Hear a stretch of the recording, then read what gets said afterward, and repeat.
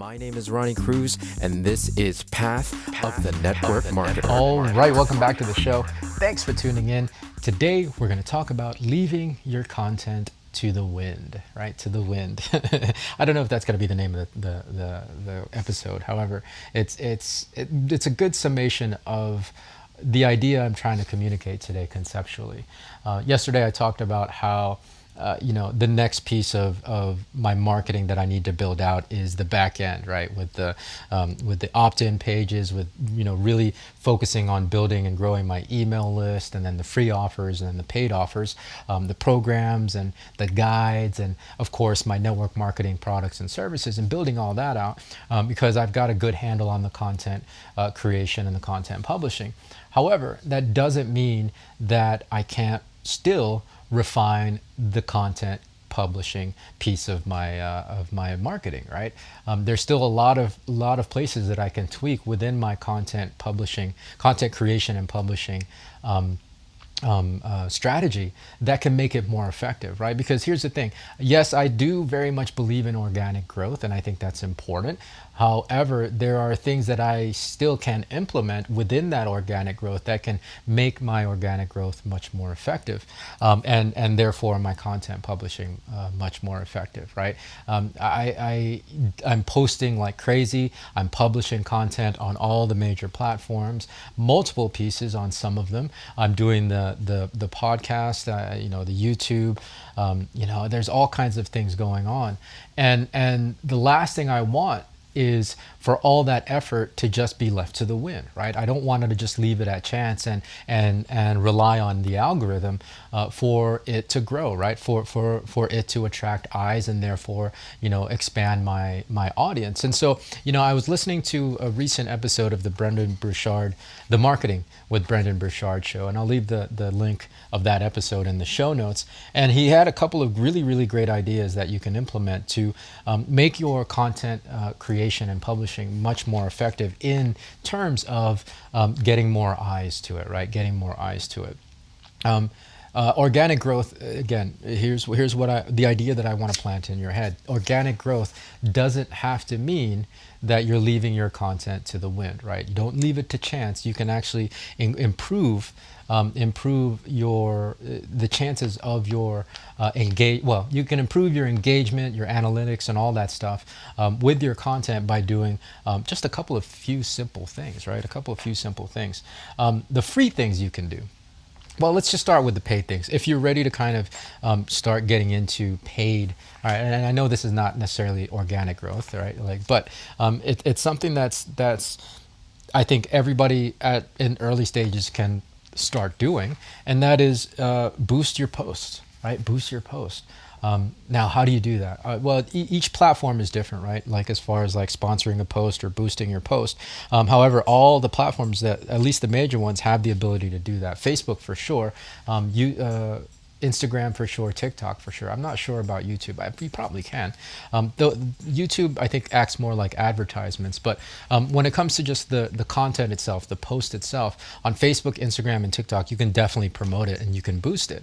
And so the strategy that Brendon Burchard talks about, and this is a great idea. I'd never really even thought of this, and that's why I listened to individuals like Brendon Burchard.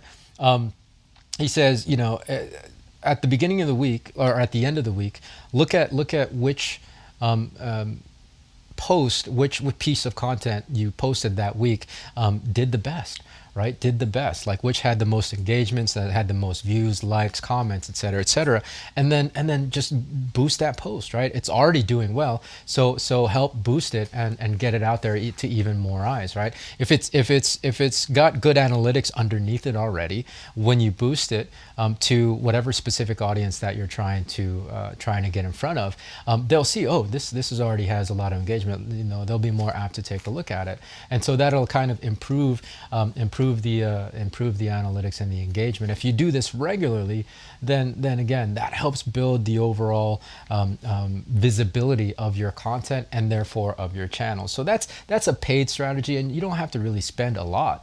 The main thing is just be sure you know what audience you're going after, right? Your target viewers, and just spend like a couple of dollars a day or a couple of dollars a week on boosting on boosting a post, a specific piece of content that's already done well, right? Don't post something necessarily that didn't hit because it might not resonate, and then you'll waste money.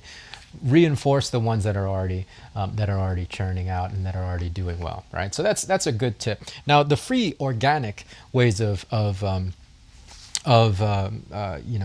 creating more engagement and improving your metrics and analytics is ask people, right? Really get out there and promote your content much more actively than you may be doing, right? Like, I'm definitely not doing that. Like, I'm not. Yeah, I have a call to action in my reels and my short form telling people to like, share, and comment, but I'm not actively out there like doing lives on Instagram saying, hey guys, I got a new post, I got a new reel, do me a favor. It's a really important message that if you could pass it along, share it with people, and go like, or something as simple as, yeah, go check it out, like and comment on the post, because it's a really good message, and I think it'll help you out. Whatever the ask might be, it's a call to action, and it's a nice call to action because you're just asking a favor. People are I think more than glad if they see that your intentions are good, and that you're not trying to get anything out of them, and you're not trying to manipulate them into anything, and they'll check it out, and they'll be glad to do you a favor, right? Like, I think people want to help each other out. People want to help others out more than we might think, and so it's always good to just go out there and ask, and again, promote your piece of content when you publish it, right? I've just started recently remembering to share on my stories that, hey, I got a new reel up. I don't necessarily do a live, but I just I share that live, or I share that reel to my stories, Facebook and Instagram, and I put a sticker on there, hey, new reel, right? And that helps a little bit. But being really engaging and going live in the stories, and it's just like 15 seconds, just like, hey guys, can you help me out? I got a really great piece of content that I published today. Go comment and let me know what you think, and if you like it, share it. Yeah, share it with people. Share it on your stories, because yes, chances are somebody else will like it as well. I mean, whatever it might be, right? I'm just making that up off the top of my head, but it's a good way to get more engagement and to get more get your word out there, because again, you don't want to just waste all that effort that you're putting into producing content and then publishing content and leave it up to chance. You want to do everything you can to give your content as much of a fighting chance as you can give it, and that really means getting out there and promoting it, right? Also too, you can recycle. Right. This is the last strategy I'm going to talk about. Recycle your greatest hits. So as you're finding these pieces of content that are doing well, and you're boosting them, right, and just keep a list of all these things, and then republish them 6 months down the road, 3 months down the road, whatever it might be. Like remember, your audience is going to be growing, so people may not necessarily have already seen this yet, and even if they have, they won't remember it. Right? Like we see so much content in any given day on our social feeds that it's like, oh, that's nice. Yeah, I forgot about that. And what Brendon points out in his show today that I listened to, he said, even if they have seen it, they'll actually be more inclined to interact with it because of familiarity. So recycling a piece of content, a greatest hits piece of content, will actually really help maintain your engagement of your entire channel. Not that specific post necessarily, but of your entire presence and channel online, right? So those are two great free things that you can do to kind of boost and improve your interaction, your engagement, your analytics on social media and with your content. And then of course, the paid strategy of boosting specific content, you can do that as well. All right, so that's it. To reiterate, the first thing that we talked about is boosting a piece of content every week, that your best piece of content. Number 2 is self-promoting, right? Promote it on your stories. Ask people to engage and share your content that you feel really good about. And number 3, recycle greatest hits. Recycle greatest hits. Those are great strategies, right? And they're not mine. They come from somebody who actually employed these strategies to build build their following on, I think it was on Facebook, that was very specific to that platform, but this will work on any platform.